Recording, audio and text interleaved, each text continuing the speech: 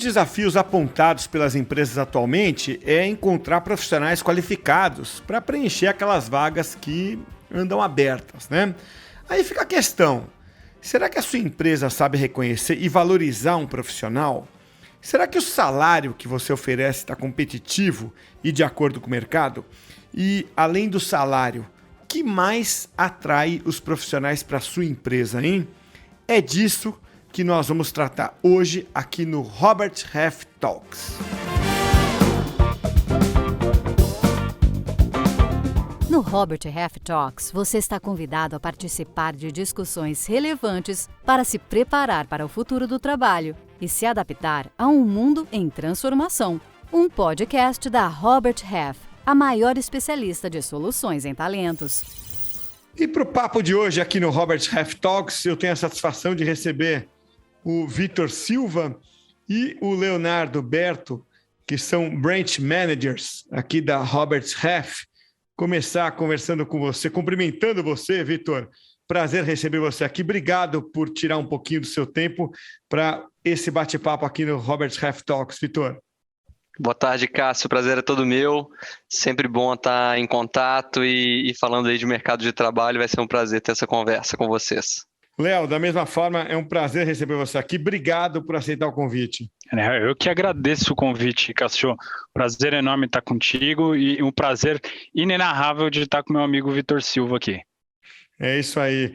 Bom, acho que eu vou chamar a dupla de Léo e Vitor, porque se eu falar Vitor e Léo, vão achar que é dupla sertaneja aqui. Boa. Então, a gente não tem esse talento da música especificamente, não é o nosso forte, viu, Cássio? Vamos para o mercado de trabalho, que eu acho que vai ser melhor.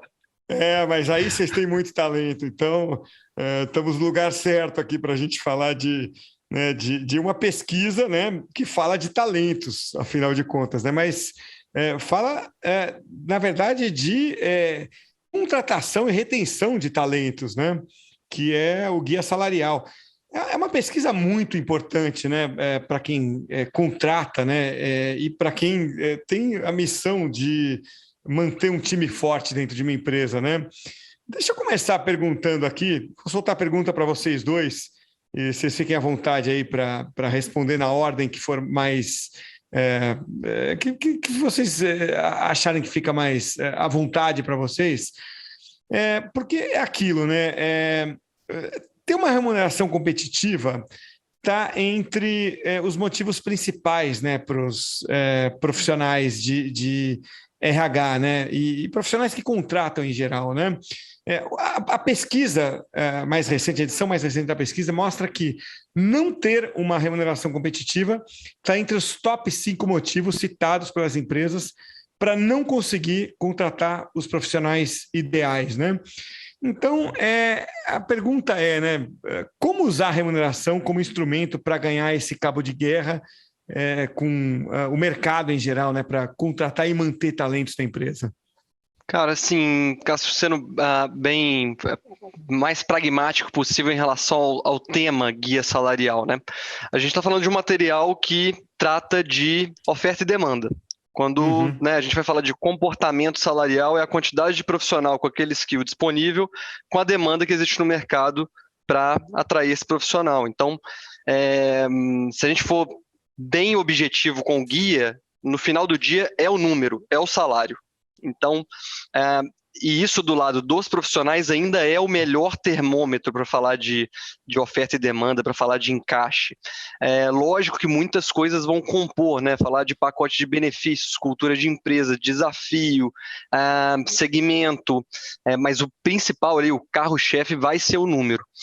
E aí, o grande pulo do gato, né, para as empresas e para quem vai recrutar é se empoderar de informação, porque muitas vezes as empresas têm a sensação que elas têm competitividade, que o salário delas está adequado a um mercado, mas nesse dinamismo louco que a gente tem vivido, as coisas estão mudando muito rapidamente.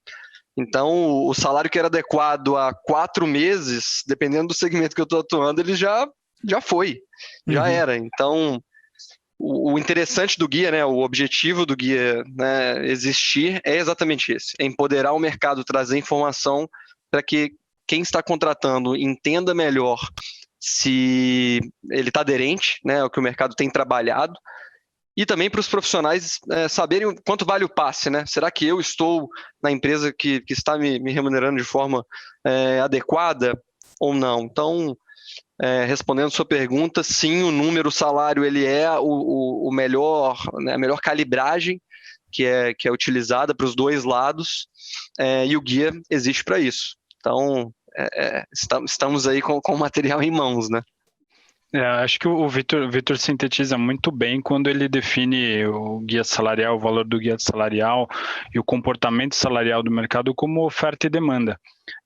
Quanto maior a disponibilidade de mão de obra qualificada, quanto maior a disponibilidade de recursos, isso não vai ser necessariamente, não se replica necessariamente como uma oferta salarial muito grande. Então a gente pega o exemplo do mercado de tecnologia hoje, onde você vê o comportamento salarial sofrendo uma pressão por uma variação positiva, né? Você tem uma oferta muito pequena de profissionais e uma oferta, um número de vagas em expansão dentro do mercado, fazendo com que a competitividade aumente. E apesar de você ter falar muito hoje, a gente fala muito de propósito, de valores, o ambiente da empresa, a própria estrutura de benefícios que o guia traz um olhar bastante amplo nesse sentido, a remuneração acaba sendo talvez um dos principais pontos na hora do profissional escolher entre uma ou duas ofertas de emprego, e é um caminho fundamental e um dos principais na hora de você atrair aquele profissional mais qualificado. As melhores empresas, as empresas com maior capacidade, com maior estrutura, elas em geral têm em comum uma oferta, um plano salarial bastante agressivo, né? Então, e aí é uma coisa somos seres humanos, né, Cássio? O salário está diretamente ligado a conforto, qualidade de vida, poder aquisitivo. Então, é natural que um profissional em progressão ele busque a valorização e o reconhecimento salarial, né?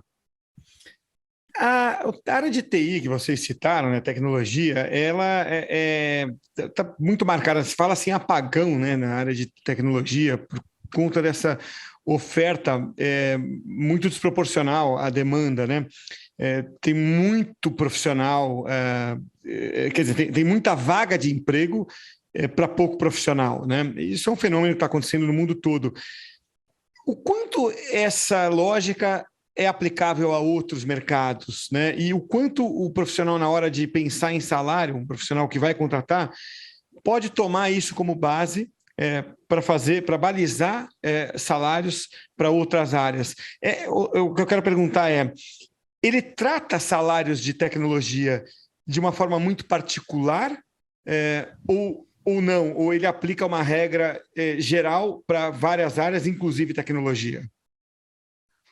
Uma analogia muito boa nesse contexto que você levantou, Cássio, quando a gente lembra lá dos anos de 2012, 2013, que tinha um boom de infraestrutura no país, ou seja, muita demanda pelo segmento de engenharia, e a gente tinha, né, tínhamos poucos profissionais de engenharia disponíveis, a gente teve um acréscimo salarial ali. Então, tinha profissional acabando de formar, ganhando 7, 9, 12 mil reais, o que hoje em dia já é mais raro de ver.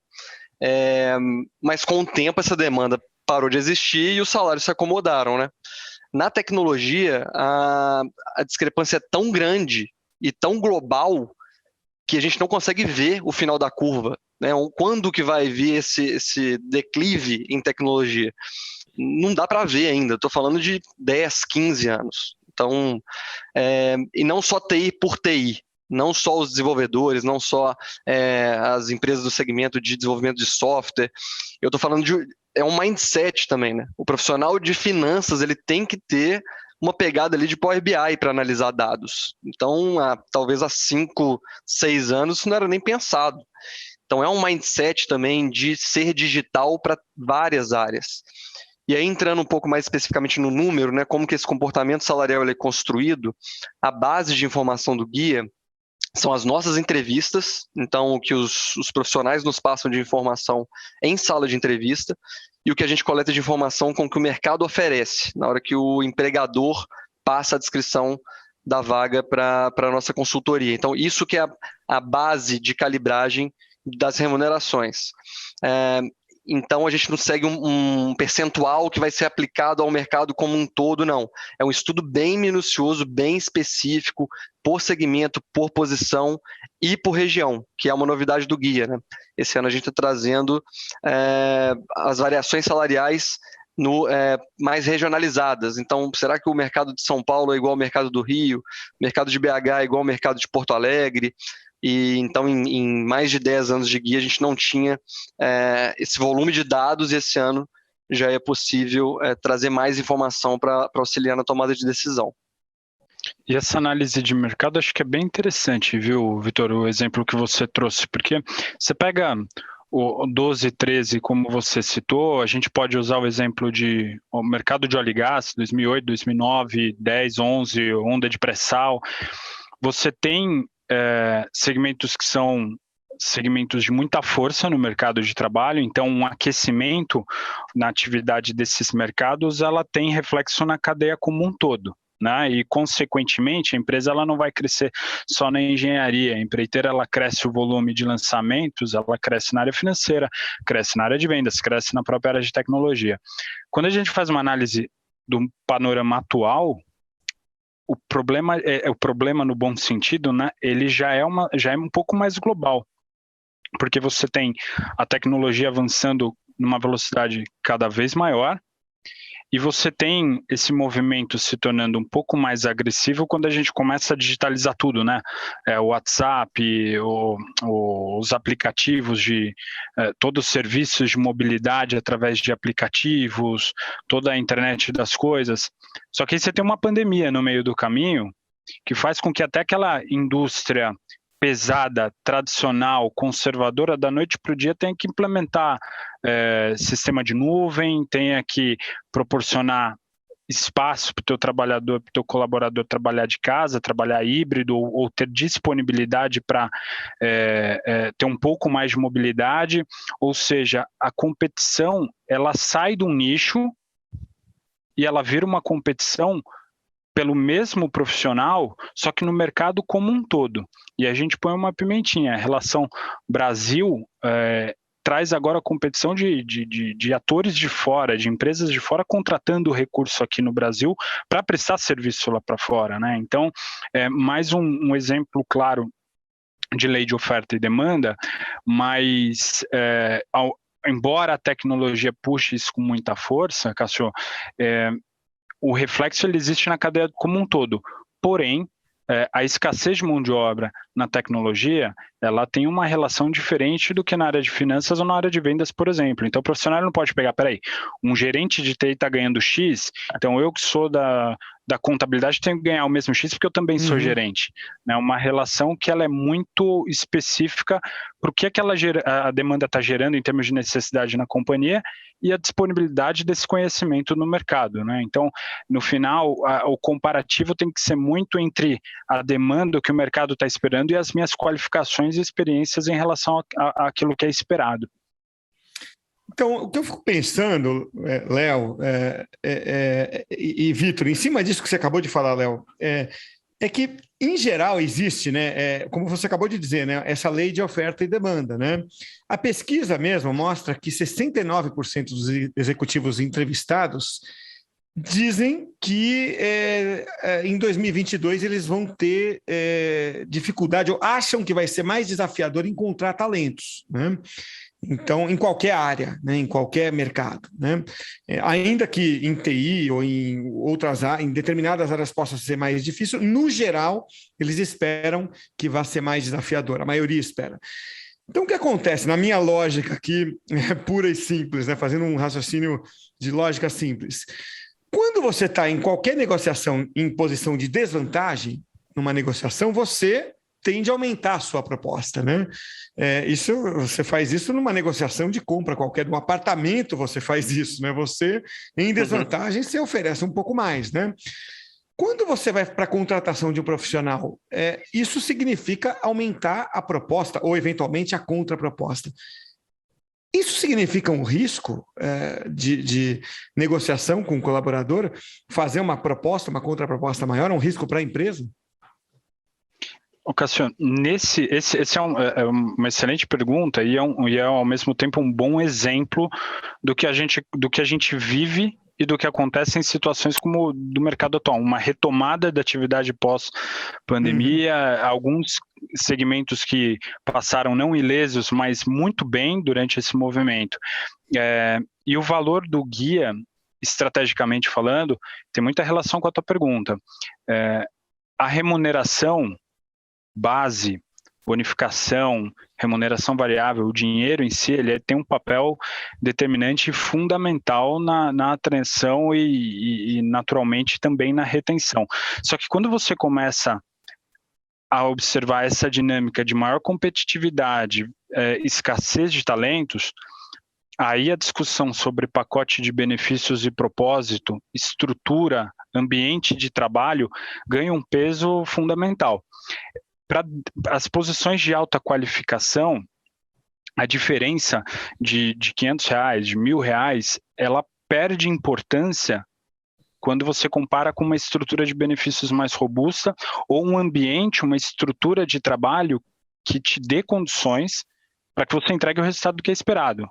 Né? Então, a gente vê, e não é incomum, um profissional escolher uma posição com uma remuneração um pouco menor ou menos atrativa numa base fixa, o mensal que a gente fala, por uma empresa com uma estrutura de benefícios mais adequada ou uma estrutura de trabalho melhor, que permita mais flexibilidade ou que dê ferramentas para que ele entregue o resultado que é esperado dele com mais facilidade ou mesmo com mais qualidade. Então, a base salarial, o comportamento ou as faixas salariais, como a gente coloca no guia, os quartis, eles são a base da discussão.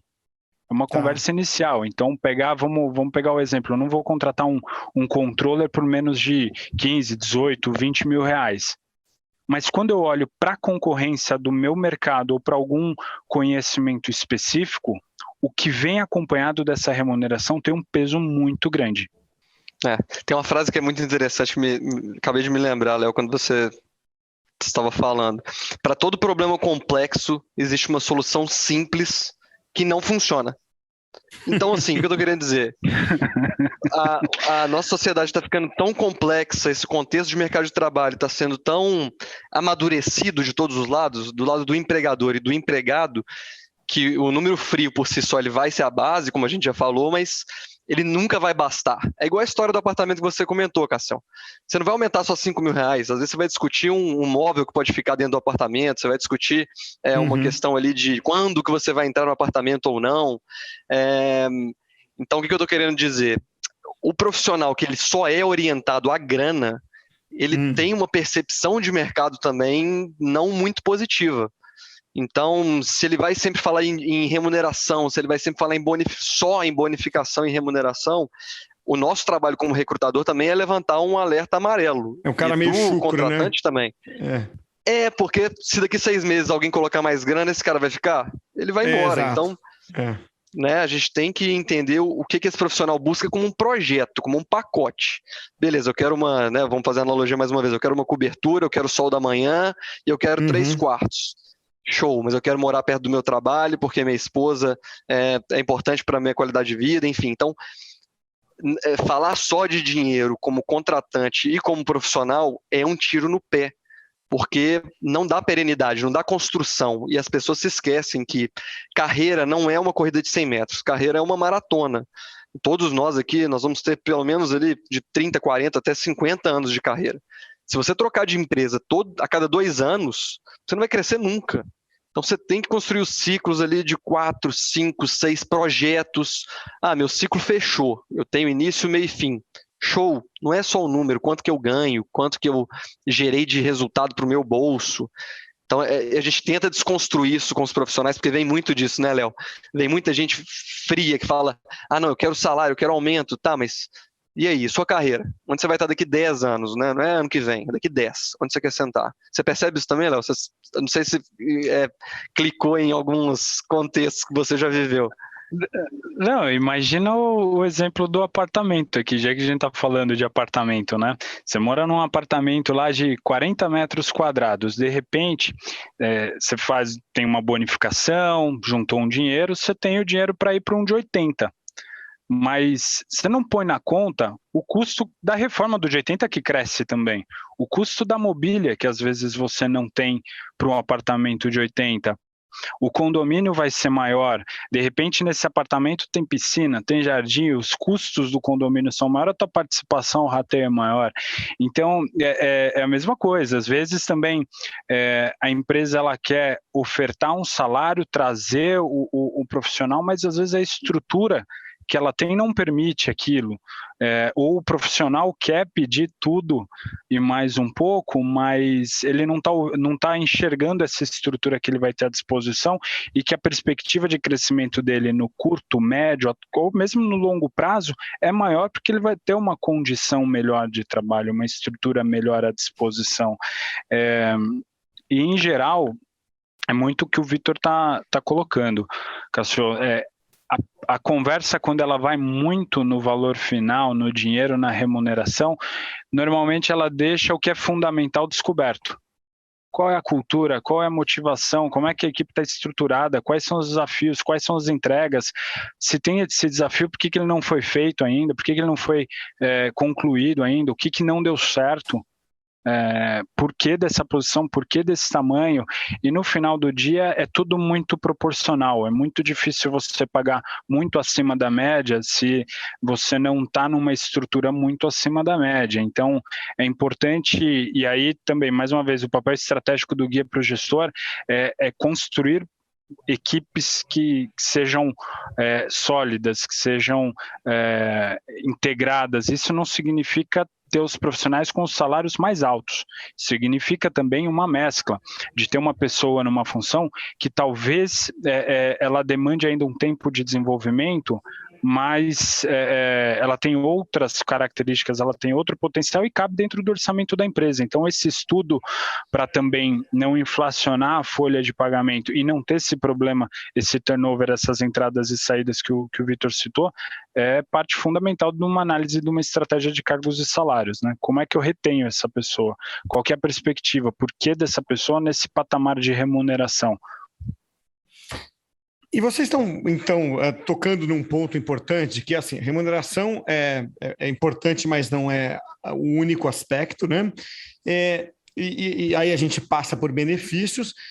E eu, na minha cabeça aqui, eu pensaria no trabalho híbrido agora, né, pós-pandemia, como um benefício. Mas a pesquisa mostra que não é exatamente um benefício, né? Pelo menos é isso, é essa visão, né, dos profissionais que foram ouvidos, né? 76% dos profissionais ouvidos enxergam o trabalho remoto ou híbrido como uma forma de trabalhar, né? Um jeito novo de trabalhar, um estilo de trabalho, e não é necessariamente um benefício, talvez a nova realidade, né? E não necessariamente um benefício.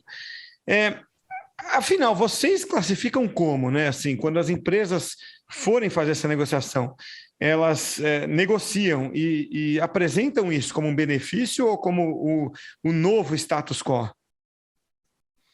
Cara, isso é uma das discussões mais interessantes aí que são fruto da pandemia, né?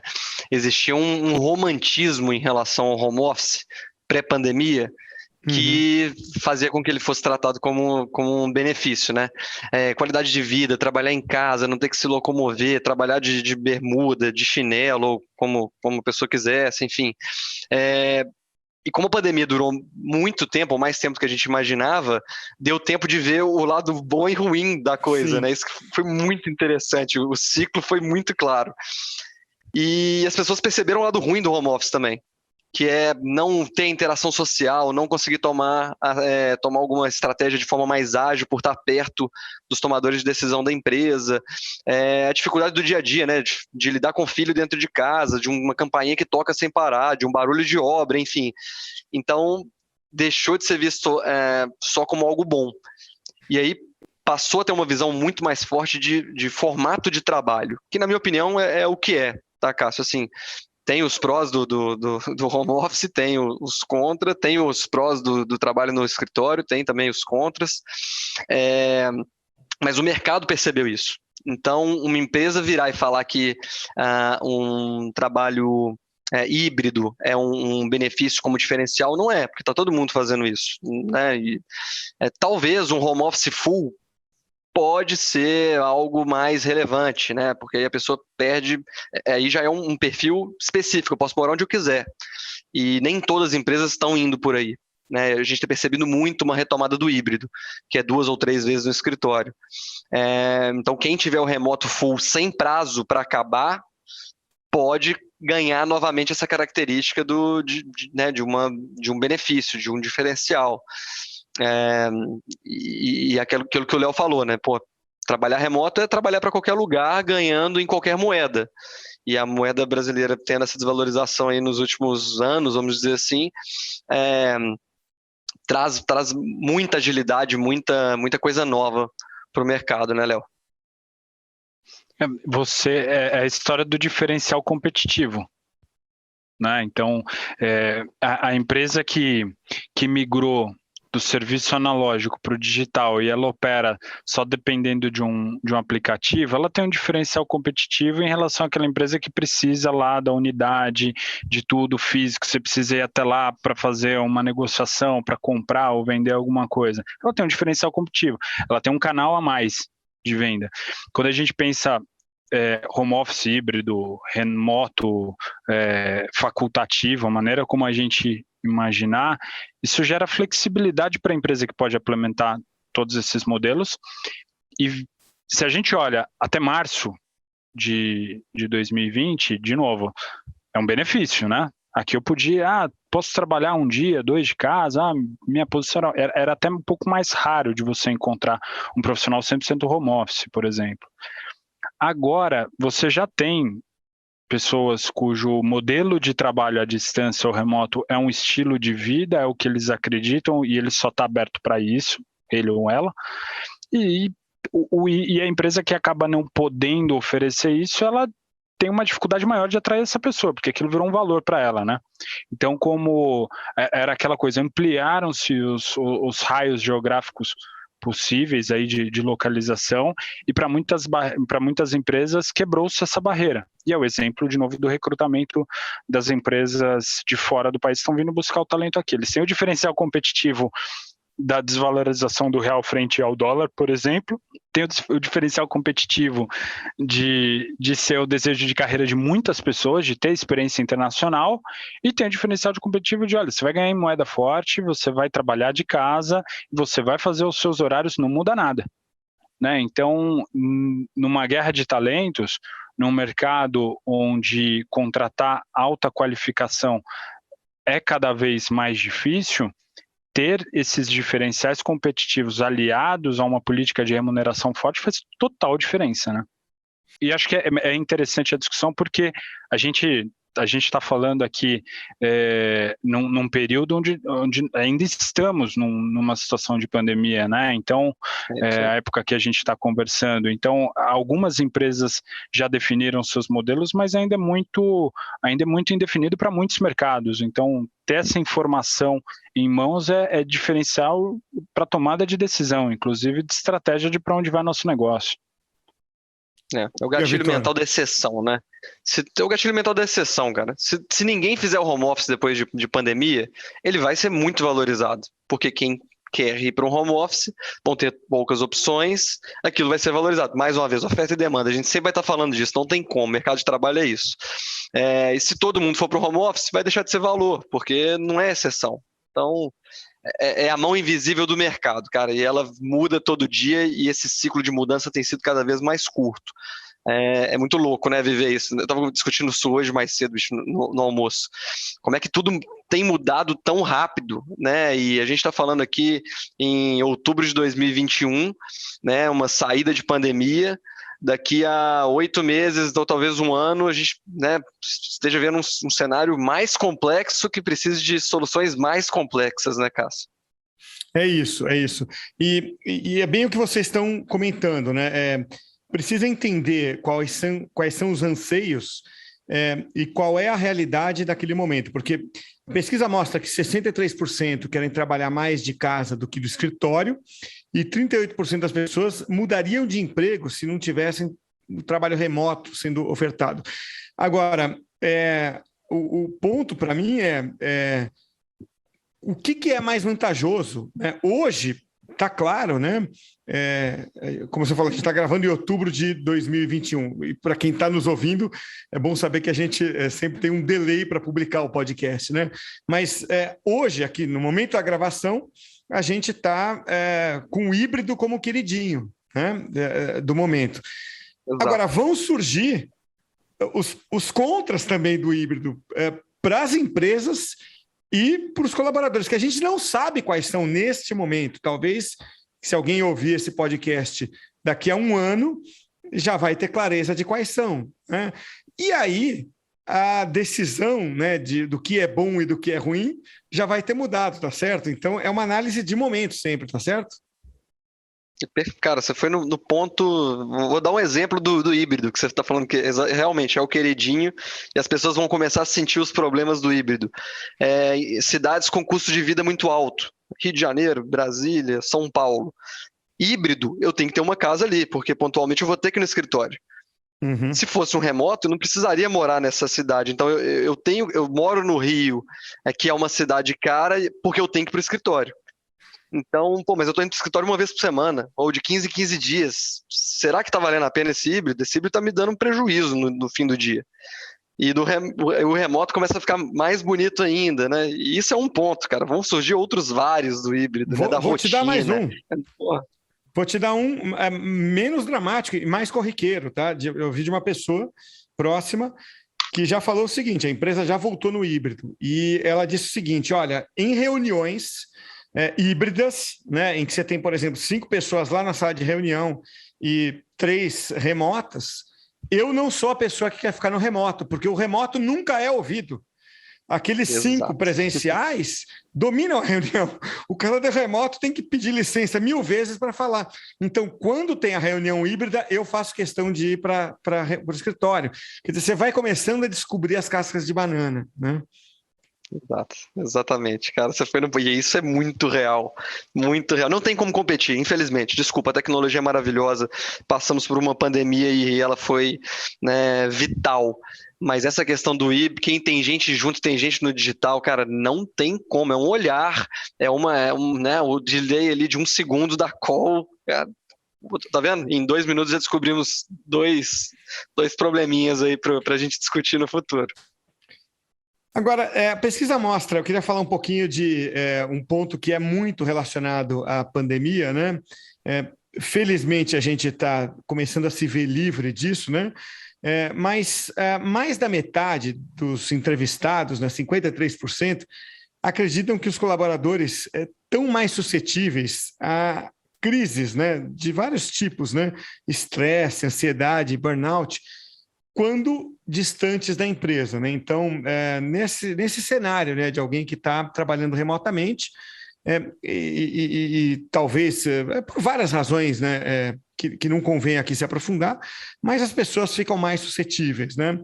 Então, algum aspecto, né, desse novo normal, né, do trabalho remoto, flex office, por exemplo, pode ajudar nesse sentido? Olha, Cássio, a gente tem que sempre levar em consideração que é uma discussão que ela emergiu mais fortemente durante a pandemia, né? Uhum. Então, no início ouviu-se muito sobre as pessoas estão trabalhando demais ou as pessoas estão sentindo falta do escritório, mas a gente precisa ser transparente e analisar a questão como um todo, né? As pessoas se restringiram do escritório, estão trabalhando de casa, quebrou-se um pouco aqueles limites entre trabalho e casa e trabalho. Então, você saia do escritório, você pegava o elevador, descia até a garagem, pegava o seu carro, pegava o ônibus, pegava o teu transporte, tinha lá 15, 20 minutos, 1 hora, 2 até a sua casa. Você tem uma desconexão que era natural. No home office, no ambiente de pandemia, isso deixa um pouco de existir, só que a gente está falando de um contexto em que era novidade para todo mundo, né? O especialista em pandemia hoje no mercado de trabalho tem um ano e alguns meses como qualquer um de nós aqui. né, de experiência. A gente viveu isso junto, aliado ao fato do isolamento social de famílias, amigos, a questão de toda a aproximação e toda a preocupação com a segurança sanitária.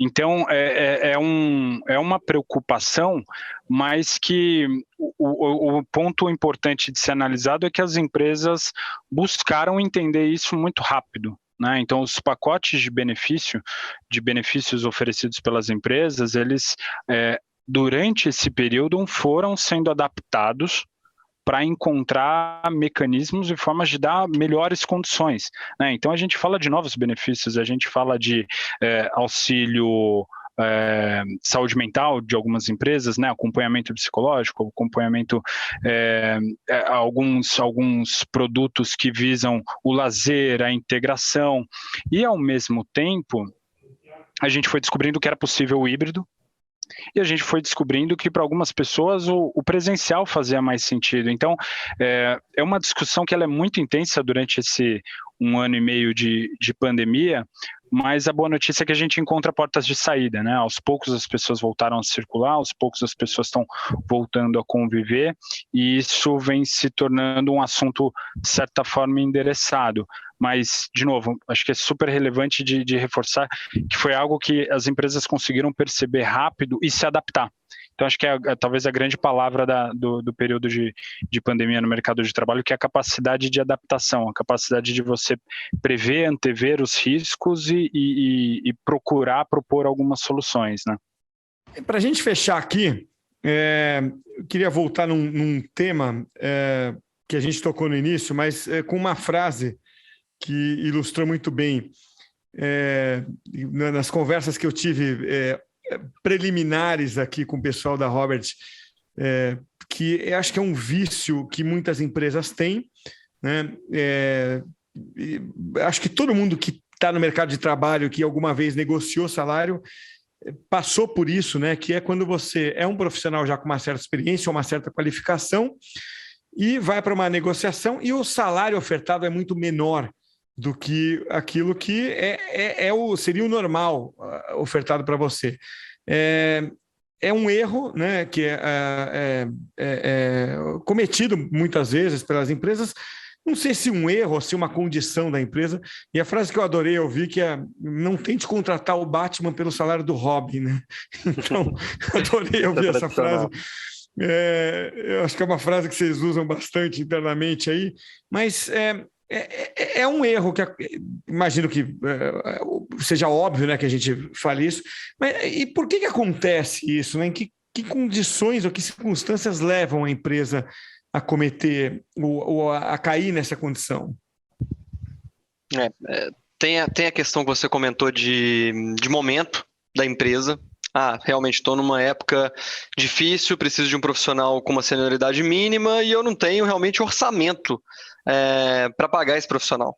Então, algumas vezes é por necessidade, mas a maioria das vezes é por falta de informação, é falta de ver os próximos passos dessa decisão, né?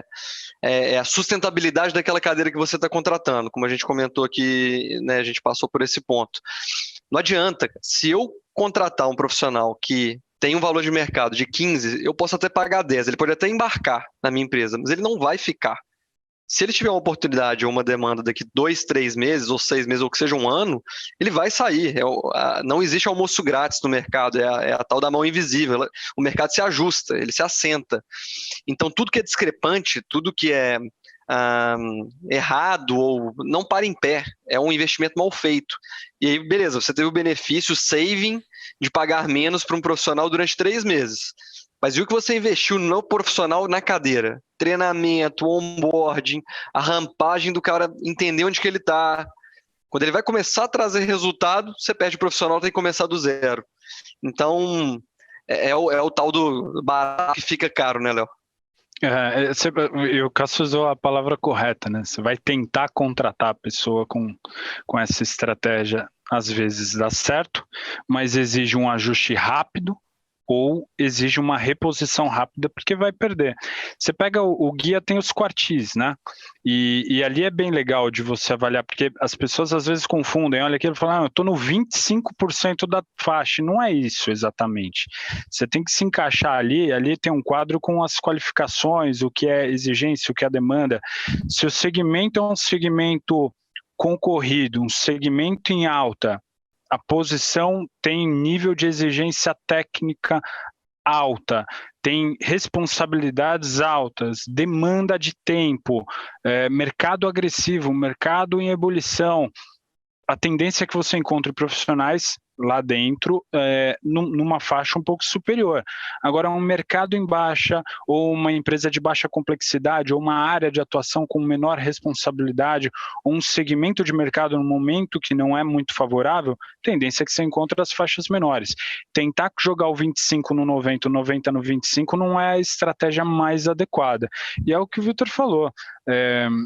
Você perde a pessoa no momento de colher os frutos, em muitos casos, porque você coloca aquele profissional em evidência de novo, mas existem os casos da empresa que é isso que ela pode e ela toma o risco. Eu prefiro ter essa pessoa altamente qualificada 3, 4 meses do que continuar com a posição aberta. Então, vou arriscar. Quem sabe o resultado não vem logo, eu consigo fazer alguma coisa diferente.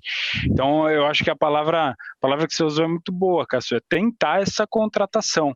Mas acho que o Vitor mata a charada quando ele fala que em muitos casos é a falta de informação.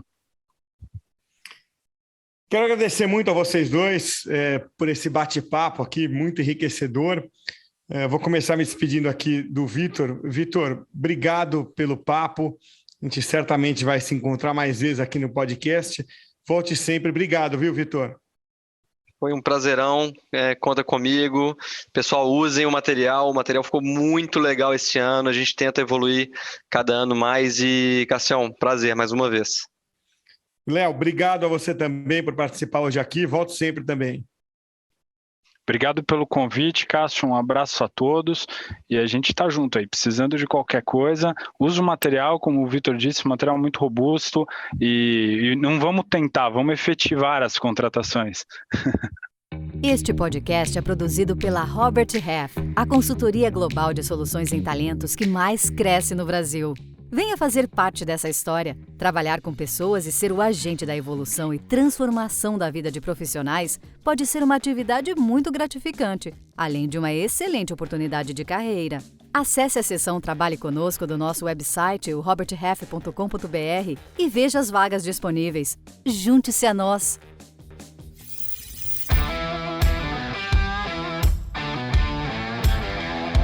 A essa altura do campeonato, você já se acostumou com aquela parte em que a gente ouve causos aqui, histórias divertidas dos profissionais da Robert Half, que têm muita experiência, mas também são bons contadores de história. E uma dessas pessoas é o Caio Arnaz. Fala aí, Caio. O entrevistador virou para o profissional e falou assim, e aí, como é que tá o seu inglês e tudo mais? O candidato virou e falou assim, não, eu acho que o meu inglês está de avançado para fluente, né? Tá super bem.